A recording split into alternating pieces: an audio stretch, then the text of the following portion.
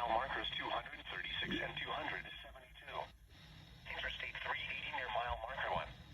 Locations impacted include Iowa City, Muscatine, Aledo, Tipton, West Branch, Buffalo, Columbus Junction, Coralville, North Liberty, West Liberty, Wilton, Tiffin, Lone Tree, Winfield, University Heights, Riverside, Fruitland, Viola, Millersburg, and Matherville.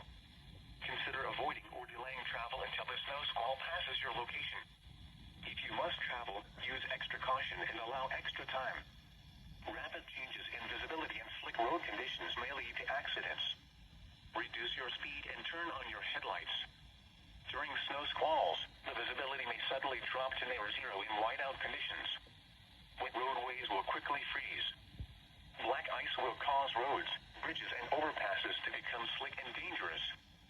Slow down and be prepared for sudden loss of traction.